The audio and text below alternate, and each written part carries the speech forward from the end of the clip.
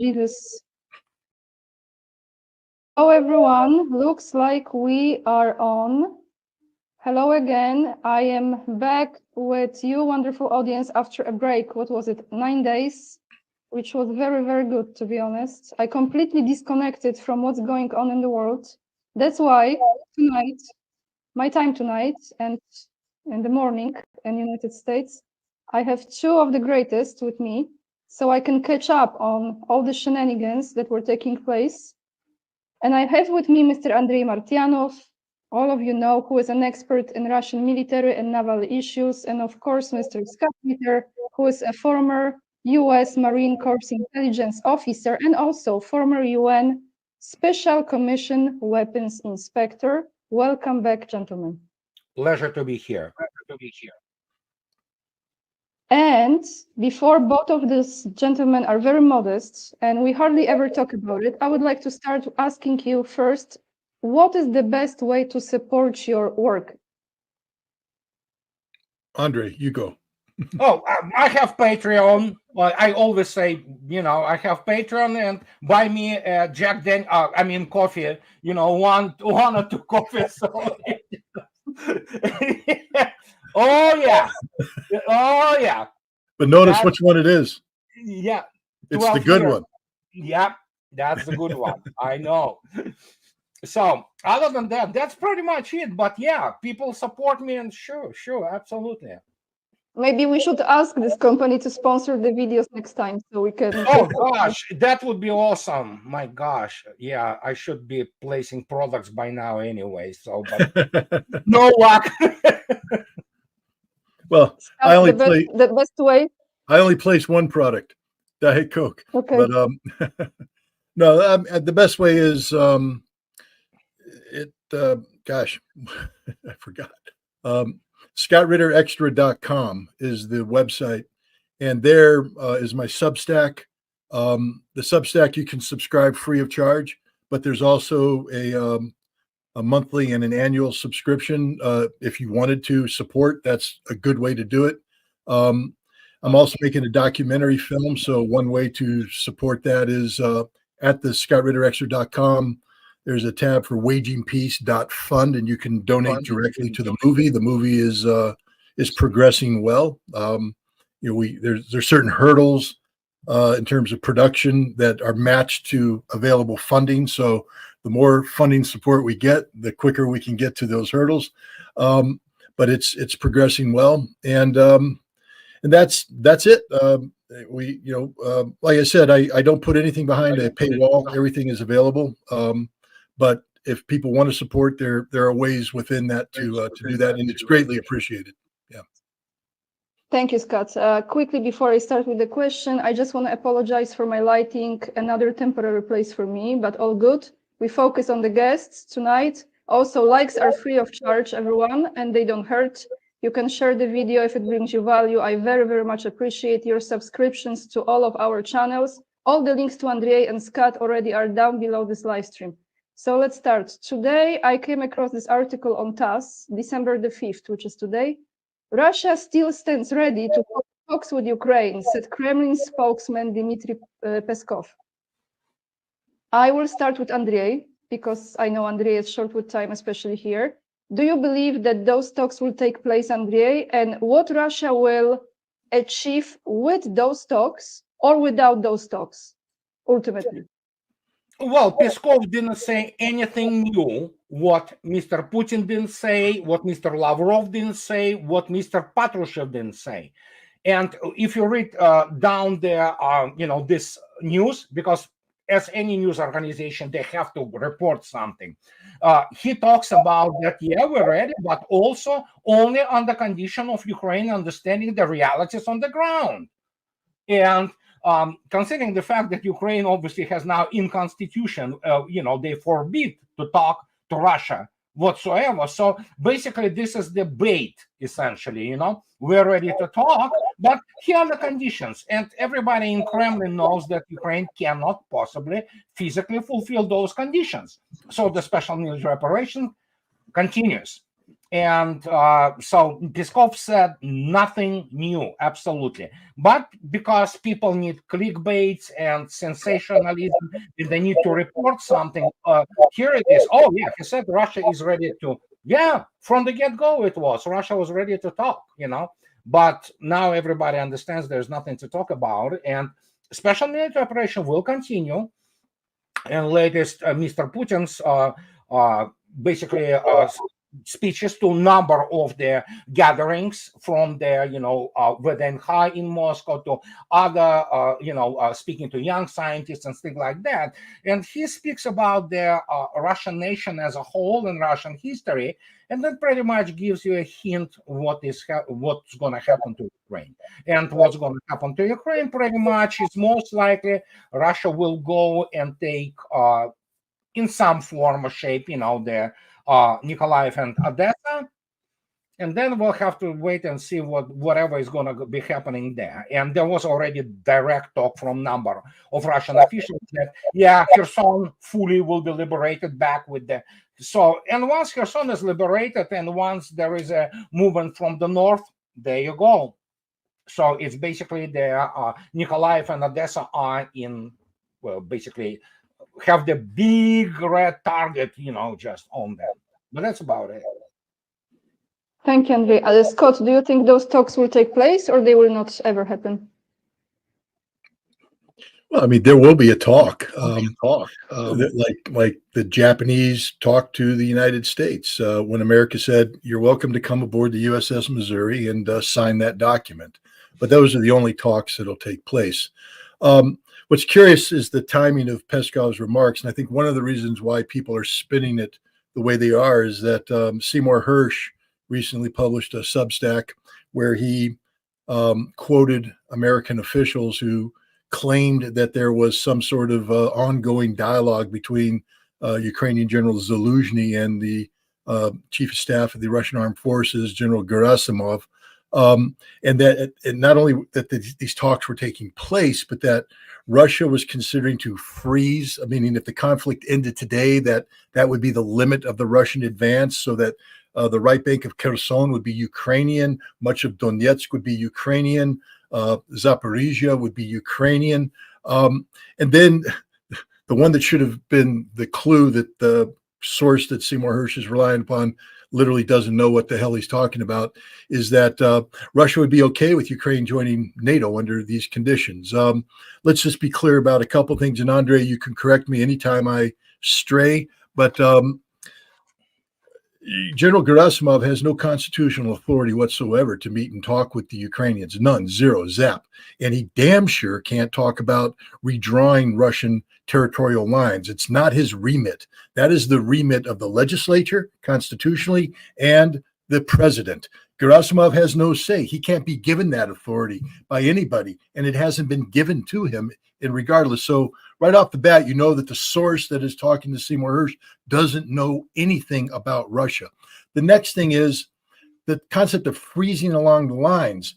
This is an American and European and Ukrainian fantasy that somehow we're in a frozen conflict. We're not in a frozen conflict. We are in the latter stages of the collapse of the cohesiveness of the Ukrainian military. So this isn't a frozen conflict. This isn't going back to the fall and winter of 2022, where Russia needed to freeze the lines to mobilize 300,000 to retrain, re-equip a military capable. That military is there now, and it isn't going to stop. There will be no winter pause at all. It's pedal to the metal, Russia pushing, and that's it. And then Ukraine will never join NATO. Never. I don't know how many times I can say never, but it will never happen. Why do you think Russia went to war? Even when Russia put forward the most beneficial package of concessions, which was the 1 April peace treaty, even in there, Ukraine wasn't joining NATO. That was the best leverage Ukraine would ever have in this conflict, and they weren't going to join NATO. Now that Russia is winning across the board, there's no debate. There's no one in the West today, not a single person in the West who says, "Hey, yeah, Ukraine's winning." They've all given up on Ukraine. It's over, because that's the reality. So that Russia would somehow say, "Yeah, we'll end this and we'll let you join NATO." There's not a single Russian mother not a single Russian father, not a single Russian that would let Putin get away with that. Not too many have died. If you want to create the conditions for a Moscow Maidan, go ahead and stop this war and tell Ukraine they can join NATO. People will go into the streets on that one because that's an absolute betrayal, which tells you something about the motives of the person leaking this information. It's total disinformation. I don't know why Seymour Hersh ran with this. He's a good friend of mine, and I'm not going to criticize him, but it's a source that's so easily debunked. To go forward with this, it has to be part of the last gasp effort to create dissent inside Russia, because people will be going, is Gerasimov really talking to Zaluzhny? No, he can't. He's not. He won't. But they put that idea there. Is Russia going to freeze the line? No, they're not. They're still advancing. Is Russia going to give up territory constitutionally? No, they're not going to do anything that was in Seymour Hersh's article. Not anything, but it was planted to create seeds of doubt. Yeah. The Russian people, I think, are smarter than this. They're a hell of a lot smarter than I am about the reality of Russia. There is also one thing which you can easily look up. It's called the Statute of the General Staff of Russian Armed Forces of Russian Federation. And guess what? It's in the open. The functional capabilities and functional tasks of Chief of the General Staff are very well described there. You can easily find it online, and anybody who speaks from as Scott speak correctly, from professional point of view, really, Chief of General Staff discussing the territorial things which are related to the fundamental geopolitical issue in not only Europe, globally right now, and you look at this like, wow, they are really to the last, basically bullet in their arsenal, so to speak. If they shoot that kind of, it's garbage, it's BS, Scott, let me ask you here, guys. Let me ask you here. I didn't have this question, but as I listen, it was just born from your conversation. Is there anything, in your opinion, or what was something that surprised Russia the most in unfoldment of the special military operation? Was there anything very surprising, Andrei? Well, the reason I'm laughing because I'm writing the book of it, and believe me, I did horrible thing to myself yesterday. I went online and subscribed for $1 a week to Washington Post. Now I have to declare bankruptcy because I did horrible, immoral thing subscribing to Washington Post. The only reason I did it, to have the access to the latest two-part Washington Post thing. Okay, I'm not going to be beating around the bush. Russians have been supplied, not only surprised, they were stunned by the level of incompetence of the Joint Chiefs of Staff and London Imperial General Staff. It was like, wow. I didn't believe that. I wrote the first book, read the subscribe of my title of the, Losing Military Supremacy, the myopia of the American strategic planning. This is not myopia. This is like lack of any vision whatsoever. It was absolutely. And I was reading, I will be making video after that once I leave our conversation here. I was astounded. I was floored. And when you read the way they were playing, gaming this, using this Swift software, I am on the record. And actually, we, with Scott also, we're very much on the same page here. There is a Geiger or thing, garbage in, garbage out, In order for you to plug in something into the even operational software, which Russians have them, obviously, United States, Pentagon has it, you plug in data, you see what it comes out. But you need to have the reliable, verifiable data sets to even play or game something, especially using your software. Software merely is the tool. But when you really have this guy, like, what's this name? Konstantin Yefremov, senior lieutenant who ran away, and he was telling that Russians are hungry, they don't have, they're demoralized. And, well, the guy basically is, committed a treason Okay, so what he comes in, what does he have to say? He has to sell himself. Okay, so what possibly can the sapper platoon commander know about operational and strategic issues? And so what he comes out and he begins to lie. And he begins to lie how Russian army is decomposing. There's nothing just whatsoever to fight with. There's a hunger. Russians rape women and they beat each other. It's like, my gosh, it's the good old, anti-Soviet propaganda which happened before. And guess what? They take this guy, they take this garbage BS which he was selling them to I don't know, for his gain, whatever the gain will be, financial, the type of the getting citizenship or what have you. He sold that, and they consider it, and they put it into the article in Washington Post. They believe this. When essentially, from the start of the special military operation, when we have been talking to my friends, officers, and about the whole state, it was like, oh my gosh, it's pretty bad. Now, when you begin to see it, confirmation, it's like, wow, it's not even myopia; it's utter sheer incompetence, which is absolutely astounding. That's the most stunning thing Russians experienced. Thank you, Andrei. Scott, what do you think was the most surprising for Russia throughout this? We're talking about it as if it's the end, because it is already the end. It's just not announced yet officially, right? Well, I mean, when you say surprise, first of all, we have to understand that the Russian army that went into this conflict was a peacetime army. So welcome to the reality of war.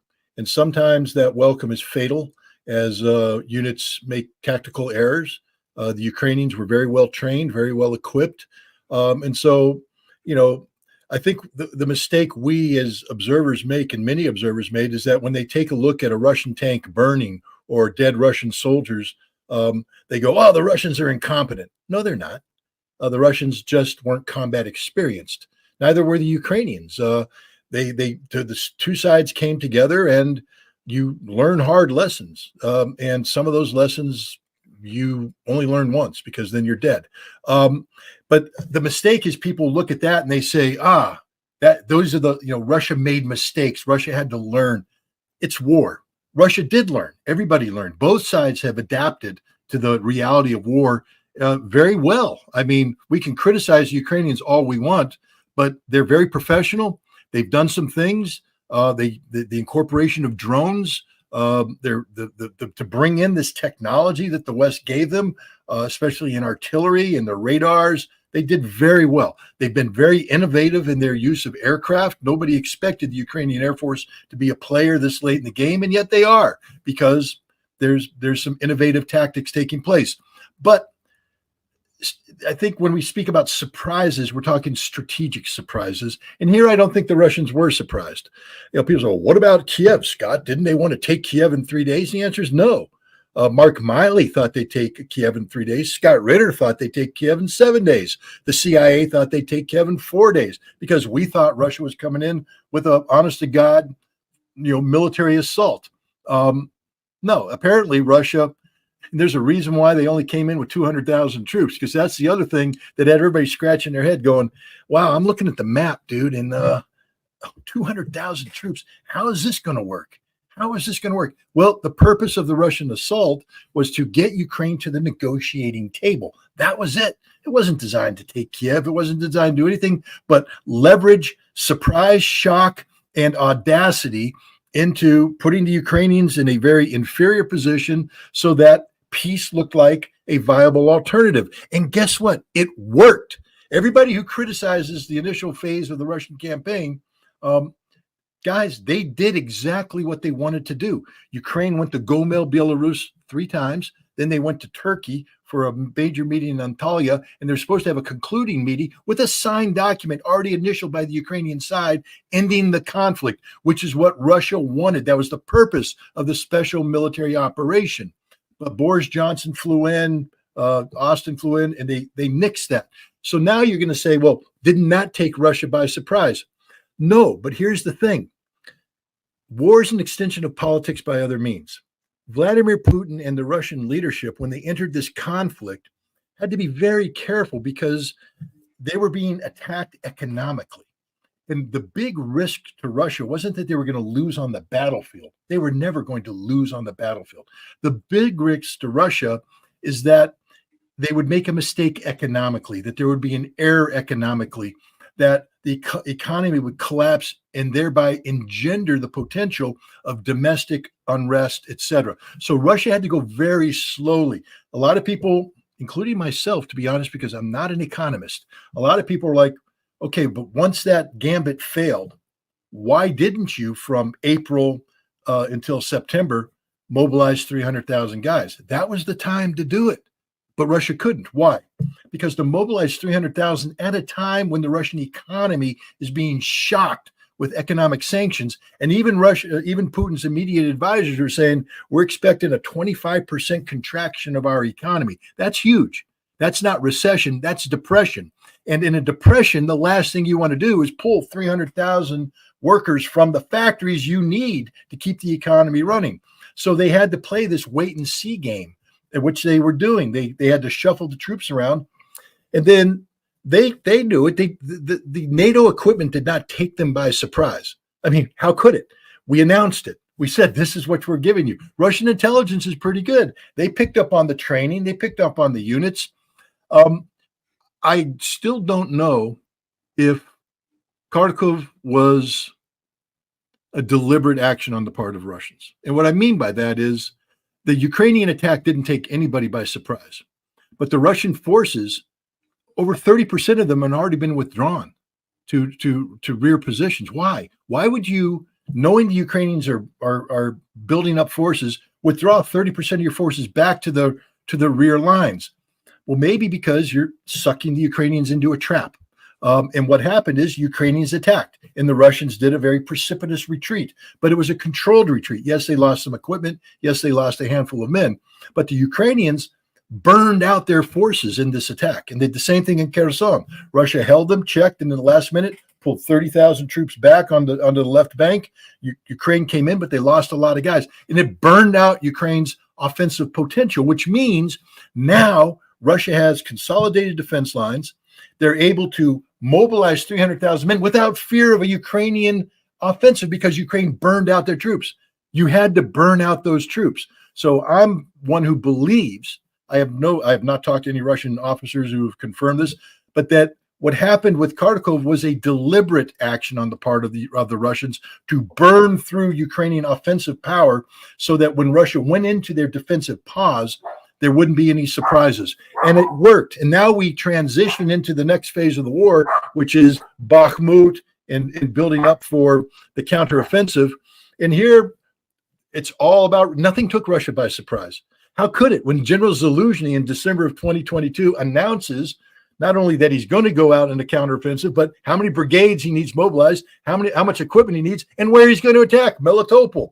Wow. So the Russians pull General Romanchuk out of the Combined Arms Academy and say, you're the father of Russian defensive combat. Build us a defense. Where?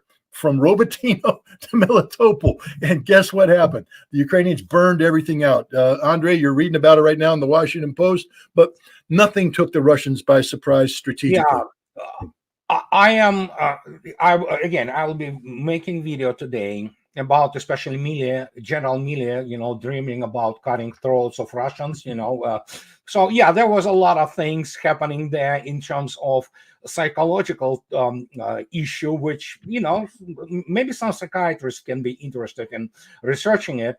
But the point is that not on any moment of time, which, by the way, Samueli Tarkowska, Polish politician, speaking to the what's the name of this Ganets.pl, she was talking about, and now and General Komarnitsky, former deputy chief of general staff of Polish army, they go out on record in the last few days, and they say that Russians never use more than 15% of their forces really into all this whole situation. And I agree with Scott what he talks about, both General Romanchuk and the fact that how Russians approached it. It was all about classic Svechin, Alexander Andreevich Svechin. It is, I mean, Gerasimov loves to quote Mr. Svechin about the attrition warfare, you know, as opposed to the destruction warfare by Tukhachevsky, you know, Iserson and all those, and say, yeah, those, you know, offensives are good, they're great, but first you need to wear their, basically the enemy down. And now we have the full confirmation of the basically, quoting Scott, I believe it was you who said it, although I remember also Colonel McGregor also using this, that it's a broken force. There's no force actually. Right now, do you know what is the whole number of the volunteers? Today, I read this from the General Staff of Ukraine. In the last months, less than 1,000. And guess what? The order is out there. Everybody goes to war. We already see the teenagers. We already see women in huge numbers. And now even Russian units go in and they say, you know what? They used to shoot back at least, you know. Nowadays, it's over. They run into the trenches, they run into the dugout, you know, drop the weapons and close themselves in. And yesterday they shot dead, again, dozens of Ukrainian soldiers who wanted to surrender. But guess this, these are the classic hedge, well, it's modern hedge detachments. These are enforcers, so to speak. And this Yefremov guy who ran to the you know, Ukrainian side, so to speak, he was selling this BS to the fact that Russians are literally prodded to go and fight. You know, you look at this, Jesus, man. I mean, how can you do this? For me personally, was not shocking. I knew it. Some people say, oh, they do it deliberately. Oh, well, there are many American officers, especially middle tier, you know, those brigadier generals and colonels who probably sit in the operational planning departments in Pentagon, who understand what is going on. You know, but when you look at this, you know, strategic type level people, let alone, I'm not talking about politicians, and they really believe that they can defeat Russia militarily there. It's like, oh my God, this is like, well, but then again, when you have those types, you know, who tell you that Russia is about to collapse, well, how much value, so to speak, this intelligence is? When it's not only zero value, it actually hurts, not the first time, the United States in any type of the approach to the battle, let alone to the battle, which is the war, no matter how we call it, special military operation. Obviously, Russians do the best they can to save as many civilian lives and as, you know, little impact on civilian population. But this is the largest war since the World War II in Europe. And this is absolutely, it's paradigm shift in everything. It's not only drones, but it's the fact that when you look attentively how they were planning, I love this. Get this. Yeah, they have like 30 miles from Zaporizhia to Melitopol. And the question is, they have only 2 highways there, okay? Couple of their basically secondary highways, and the rest is the clean field. Good luck even moving 1,000 tanks across this terrain with the intelligence, surveillance, and reconnaissance complex which Russia has. You know, it means like, I don't know who planned it. It's just like, and then of course they wanted to do it in 60 to 90 days. I mean, those people are really fantasistas, so to speak. You know, their fantasy is, I don't know what they were studying. Certainly not military art. Let me put it this way. Just to add to that, because Andre keeps asking the question, what were they thinking? What were they thinking about the American military staff? You know, and Andre knows this, we have something in the U.S. military, it's called a foreign area officer. And And generally speaking, as a senior captain, you can apply for the program. As a junior major, you'll be accepted, and you become a specialist in a region. And back in the day, there were Soviet foreign area officers who specialized in the Soviet Union. I fell into that category, although I wasn't as good as the others. I was a very junior person. But you get graduate school and a degree from a good university. A lot of guys went to Georgetown, went to Harvard, went to Kansas, which is a good place. You go and get specialized language training at the Defense Language Institute, and then you used to go to a finishing school in Garmisch, Germany. It was the U.S. Army Russia Institute, and you'd go there for a year or two, where you'd just immerse yourself, and then you'd be sent to do utilization tours in the embassy. We had this wonderful place in Germany, the U.S. Military Liaison Mission, where you got to play James Bond and run around in souped up Mercedes and take pictures of Soviet equipment and try not to get shot. But that's back when we had genuine experts. And back then, to give you an example, you wanted to meet with Soviet counterparts, with Russians, all the time. Why? Well, if you're in the intelligence business, which is what a foreign area officer is, the more contact you have, the more you learn. And some of the times they tell you that it's not spying. I'm not talking about going, stealing documents. It's having a conversation like we are right now, a frank conversation. You sit down at a party, you buy them a vodka, they buy you a whiskey or a beer, and you start talking. He's taking notes, you're taking notes. Not really notes, but mental notes. And then you come back and you reflect on it, and then you go down and you take a look at what people are interested in. You find out that you actually answered a lot of questions, and then you write up these reports, and they get sent in and put into the system, and it adds to the intelligence so that people in headquarters can read it. A bullet will come up.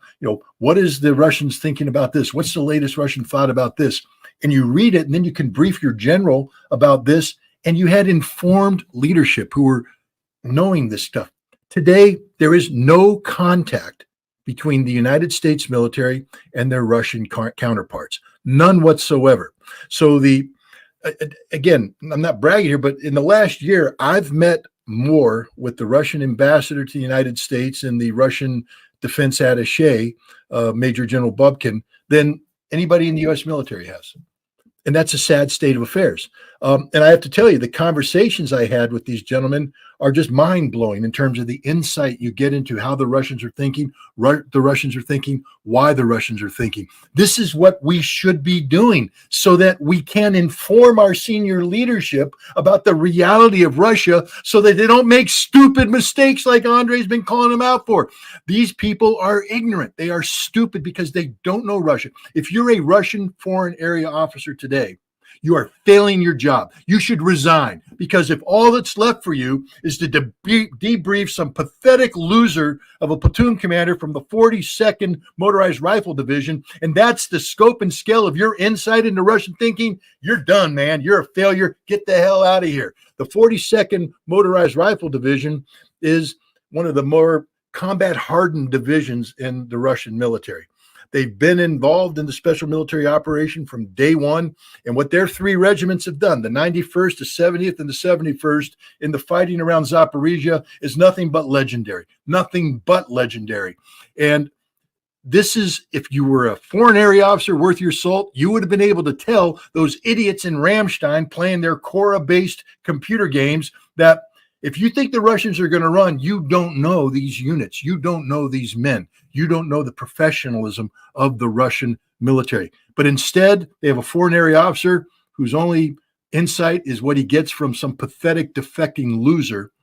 And now you know why the Ukrainian counteroffensive failed so badly, and you know why the American leadership didn't know what the hell was going on. Thank you, Scott. There is sorry. Go ahead, Andrei. Go ahead. Oh, there is the official documents of the Russian Ministry of Defense from the 42nd, from this platoon commander. There's nothing wrong with being platoon commander or sapper. Sappers do an extraordinarily important job. But so you will tell me that the guy who is pretty young, very young, and who have been reprimanded for the unbecoming. You can read the document.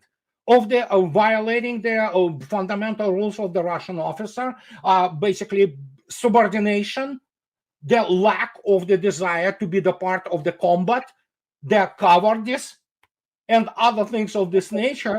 So yeah, that's a good material, isn't it? To brief the whatever the whoever he was talking, whoever was his curator, because this is not the type of the guy you want to believe, but this is precisely the material which United States was getting from Russia for decades now. You have all kinds, be them journalists or that type of people. And you look at this, my gosh, I mean, of course, they will draw you a picture of some Mordor or people where people literally executed, if they don't do things. But in reality is, he has been already kind of condemned by the, again, conduct of unbecoming. He was reprimanded and he was condemned for cowardice, lack of desire to be the part of the combat units, which he was assigned to. So there you go. That's your key. This is everything you need to know. And when you look at this, it's just sad, But well, hopefully the guys in Moscow right now they will help. So I'm sure they're having a lot of fun. I should have probably flown, no, I just. So in a nutshell, with my simple knowledge here, my simple words. What surprised Russia the most, they knew that the Western leaders are stupid, but they were surprised how much more stupid they actually were. Certainly, if to put it politely like this, it is the same as what economic sanctions. It's you know what? Just to give you example. I already posted today the post in my blog with the famous piece scene from The Fifth Element, when the General Zetzer, in his spaceship wants to destroy this evil planet, and it begins to shoot at it, all kinds of missiles. But this evil planet, instead of, just exploding, it, grows, constantly, and then eventually consumes them. The point is, just to give economic example, MS-21. I'm not gonna disclose any secret. I spoke when I was working for the aerospace company. I was chief of the laboratory there, which basically I was stamping things which go into production and go to many aircraft which you probably flew. If you flew 737s or Bombardier, there's a lot of good chance that a lot of parts of this have been, basically approved by me. But the point is, they were already afraid by 2015, 2016 that there is a MS-21, and they knew it's a great aircraft. They knew the engine was coming. And of course, it was the first aircraft in its class, not a Airbus 320, 321, or Boeing 737. It's the only aircraft in its class which has the black wing, which is the composite wing. It's combination of carbon fiber and other composites there. Well, guess what? Russians at that time have been in more or less good relationship with the West, and the United States was part of the supply chain for this wing. Well, guess what? By 2018, they completely shut it down because they didn't want there at that time the competition. And MS-21 with PD-14 engine is a magnificent aircraft, which is now in serial production. Well, guess what? The Russians were supposed to be what? Yeah, it delayed aircraft somewhat. Guess what? Russians went out and within a 3-year built their basically whole industry, 7 large plants producing carbon fiber and all that thing. Guess what? It now has the Russian black wing completely. This is a fully Russified plane. There's, So that's how you do it, And they were thinking that the nation which flies a Su-57 and makes, maintains International Space Station, it's just like basic logic. There should be something important to understand and all that. They didn't. They, as Christine Lambrecht, the Minister of Defense of Germany, stated that Putin will not be able to shop at Champs-Élysées, in Paris. I believe Putin was about to commit suicide, and his people around him, when they heard about this horrible punishment Not that anybody really cares about rat-infested and urine smell in Paris, but point is that they don't even understand what shopping in Moscow is, and it's just I cannot even explain. This is the level of the idiocy of people. And I thought they were doing this like, for public, for consumption of public. No, they believed it. It's like, thank you, Andrei. Thank you for your sense of humor too, for real. Like, this is so important right now. By the way, hello to everyone watching from Russia, because I know there are many. So we say hello to you. I have 2 more questions, very important questions, actually 3, depending how much longer Scott can stay, but that's another story. I will jump into United States for a moment, and I will ask you this. What do you think is or will be the impact of the failure of Ukraine, and whatever is going to happen between Israel and Palestine, what will be the impact on Biden administration, gentlemen? May I start, because I want to leave, and Yes, then please. Scott, that's Scott's field. That's the whole Middle East thing. He is the best guy for that. Probably the best in the world right now. So what I can tell you one thing. So because I have to leave very soon, the main issue is, of course, the fact that we are looking at the humanitarian crisis and crime against humanity committed by Israel. This will have fundamental spiritual consequences, and I'm talking about in moral sense. It will will make us to look differently, at ourselves. So Mr. Putin flies next, not this week. He flies this week to Saudi Arabia, which is one of the engines in trying to, put the end to this whole horror in Gaza Strip, and he flies to United Arab Emirates. So there is a big time now from Russia and China pushing for some kind of freezing, whatever, however we call. But there is no doubt Israel lost a lot of legitimacy around the world. And I can tell you another thing. The Holocaust industry, so to speak, which exists in the United States, now it sustained a serious hit on the issue of Israelis being constant victims. What we see, what is happening in Gaza cannot continue anymore. This is just absolutely terrifying. And I mean, when you look at the number of children killed, and even in U.S. Congress, the senator, what's his name? I don't remember him. He says that he pulls up the table and says, yeah, Russians killed fewer civilians in 2 years than Israel killed in less than a month. That's everything we need to know. There is a moral dimension to it, and this cannot continue as it is now anymore. So, guys, this is what I wanted to say, because if you will forgive me, I will be bombing out. Scott, thank you, Andrei. That's your bye-bye, guys. Talk to you later. Thank you, Andrei. Thank you so much for coming on today. Thank you, Andrei. Absolutely. Until next time. Guys. Talk to you later. Bye-bye. Okay, Scott, shall I answer this question again, or you? No, I got the question. Just so you know, I have to bow out at 12 too. So we got about 15 minutes left, I guess. So I apologize for that. Yeah. Okay. So look, you prefaced your question by asking, will Biden administration pay a price for Ukraine? I'll answer it by asking you this. What price did Biden administration pay for Afghanistan? Of course, the answer is nothing, because we don't. Ultimately, the American people are so shallow, we don't care. Going into the Afghan debacle, remember, it was all about saving the Afghan women. It was all about saving the future for the Afghan children. It was all about Western values. We had to fight them over there. They're going to come here. This was existential in nature. And then it turned out it was just nothing. Didn't matter. We killed all those people for nothing. We lost all those Marines and soldiers and sailors and airmen for nothing, because it just didn't matter. It was a geopolitical game. And we basically withdrew, drew a line. We haven't talked about it since. There's been no, commission put together to hold people to account. $1 trillion+ of American taxpayer money gone. Hundreds of thousands of dead Afghans. We don't care. All those Afghan women we claimed we care about, We're letting them starve today. We're deliberately starving them today. America is literally the most feckless nation on the planet. We claim to be about democracy, about human rights, human values. We're literally not. We don't care about the Afghans, and the proof is in the pudding. We left, we forgot, we never looked back. We don't care.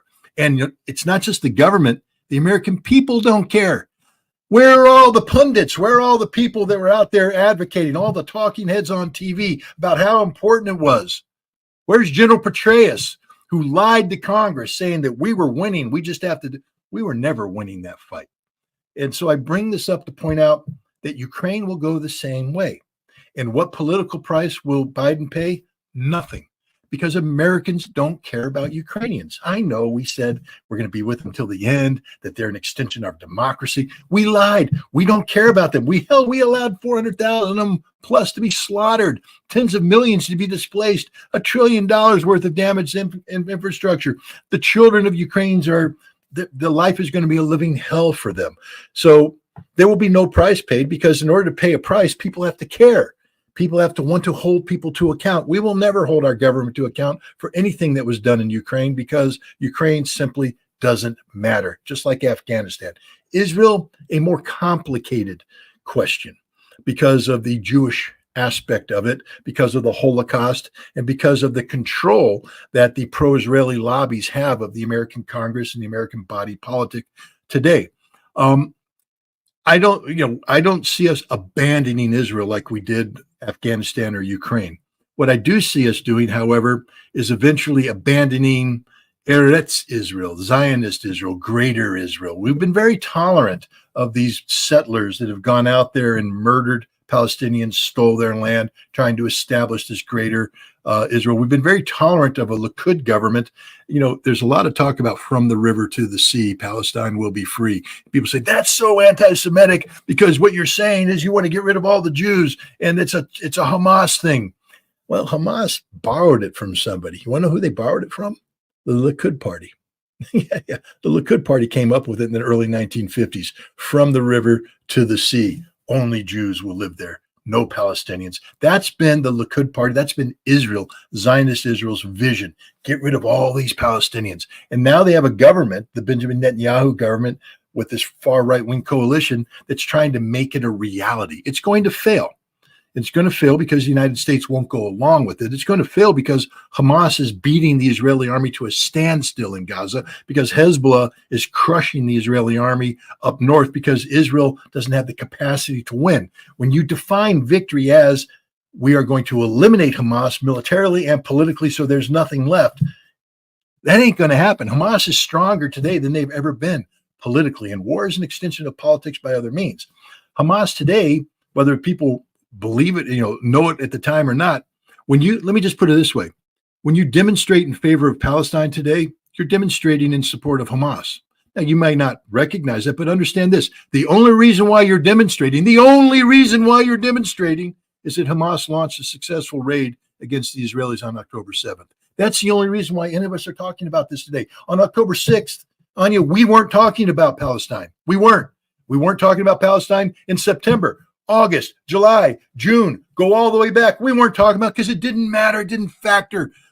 Only specialists talked about it, and it was done in a very esoteric fashion, because America, like the rest of the world, had given up hope that Israel would ever allow a Palestinian state. So we had bought into something called the Abrams Accords, where we artificially did away with Palestine by making maps that made any Palestinian state politically unacceptable, even to the Palestinians. We bought off Mahmoud Abbas, the president of the Palestinian Authority. So his sole concern is the security of Israel, not the benefit of the Palestinian people. And then we bought off the Arab nations by having them link themselves with Israel. Normalization of relations, Bahrain, United Arab Emirates, Saudi Arabia was next in line. And once that happened, once that was done, there was never going to be a Palestinian state. Hamas knew this. So they carried out October 7th. And what's happened since then? Everybody's talking about a Palestinian state today. Everybody's talking about it. Can't ignore it. That's a huge political victory for Hamas, a huge victory for the Palestinian people, and a huge defeat for Israel. Israel has already lost this war because of that. War is an extension of politics by other means. Politically, The world has turned against Israel because of the horrific crimes they have perpetrated against the Palestinian people. Their flagrant violations of the law of war, their absolute insistence, lack of humanity when it comes to the Palestinian people. The world sees Israel for the reality that it is, and it's not a nice picture. It's a bad picture. So I do think that we are looking at a strategic defeat of Israel. Israel will exist, but Israel now, for the first time in its history, has to realistically accept the reality of a two-state solution at a minimum, where the borders are defined by the 1967 boundaries. And this is a Hamas victory. But it's also a victory for the United States, because the Biden administration, and I think the Trump administration was the anomaly, but everybody going back, we're always uncomfortable about what Israel's doing with the settlements. I think there was a recognition that the political cost domestically was impossibly high. Take the lesson of Dennis Kucinich, the Democratic congressman from Cleveland, Ohio. He articulated vociferously and very effectively in support of the Palestinian people. The American-Israeli Public Action Committee intervened, had him redistricted out, meaning that he had 800,000 voters that would have put him in office forever. And they cut up his district so that he lost it. He was redistricted, couldn't get voted in, out of Congress. That's what happens if you're in the U.S. Congress and you speak out against Israel. That's the control that the Israeli lobby has on the United States Congress. And this is why we have such a hard time holding Israel to account for the crimes that it commits, because the Jewish Zionist entity controls America. Now, that's not meant to be, I'm not somebody who buys into anti-Zionism equates to anti-Semitism. It doesn't. Anti-Zionism is anti-Zionism. Anti-Semitism is anti-Jewish. I am vociferously against anti-Semitism. I will be the first person, if someone says, let's march on the synagogue, I'll say, hell no. You will never interfere with people's right to practice their religion. You should never be afraid to be a Jew in America. Never be afraid to be a Jew in America. We're a nation that believes in freedom of religion, freedom of expression. So I will die in defense of an Israeli synagogue. I will die in defense of not an Israeli synagogue, I'm sorry, of a Jewish synagogue, of a Jewish cultural center here in America. Those are Americans, and I will give my life in their defense. But if you articulate that you are in support of Eretz Israel, greater Israel, you're in support of a concept that is premised on the inherent superiority of the Jews over the Arabs, God-given right to eliminate the Palestinians, to create a Jewish-only homeland, I'm against that. And that doesn't make me anti-Semitic. That just makes me anti-Zionist. That makes me anti-fascist. That makes me pro-humanity, pro-Palestinian.